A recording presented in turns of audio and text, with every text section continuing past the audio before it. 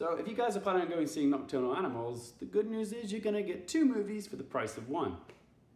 Yeah.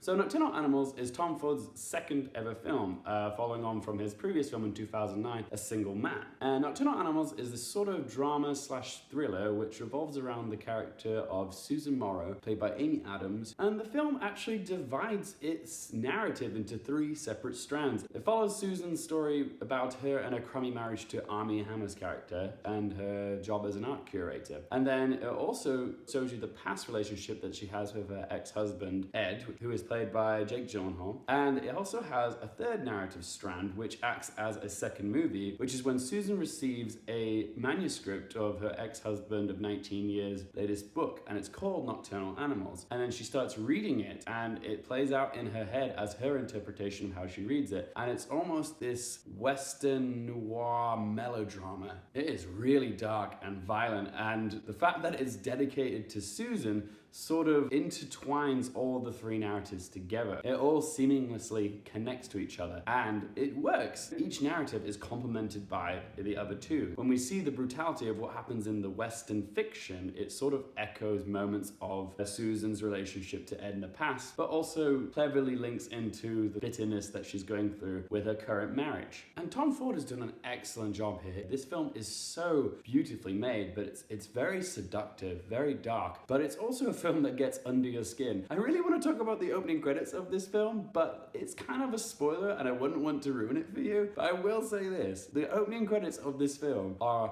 hypnotically grotesque. It's really bold and it's really gratuitous in a sense. It does act as a symbolic message, which does come into play throughout the narratives. But yeah, God, that image will stick in your brain after you've seen this film. Another aspect of this film that I really loved was the score by Abel Koren-Ziniowski. He really puts a lot of focus on strings. It sort of delivers the same musical sense of dread which you can commonly see in a lot of Hitchcock movies. And like I said, the performances in this are great. Amy Adams, like, she does so much with so little. There's just bits where she's like reading the book and her reactions to the violence in this are just so powerful. She does a lot from just a little glance or, you know, at the drop of a book. It's incredible. It really gets to you. She owns this film. Jake Gyllenhaal, always great as well. He gives another performance which is great because he kind of gets 2 roles in this film, because he plays obviously the past version of Ed that we see, but also in Susan's mind when she's reading the book, she's interpreting the character as Edward, and he gets to play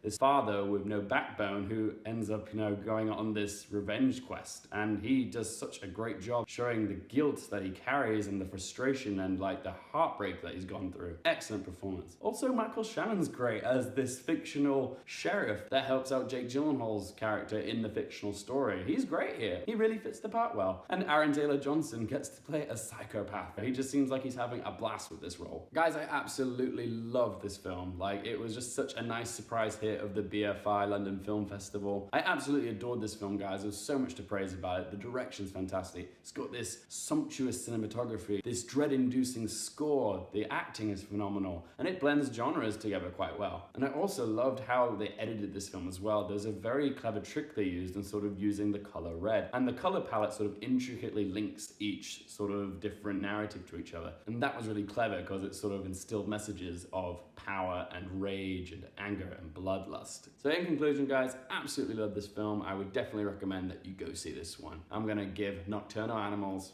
a 10 out of 10. This ranks quite highly on my favorite of Amy Adams' performances, but I would love to know what you think Amy Adams' best performance is. Please do comment below and let's see what people think. Thanks very much for watching, guys. If you like the videos, please do like and share them, and please don't forget to subscribe for more things related to movies, TV, and popcorn culture. I'm Luke Hearfield. Thanks for watching.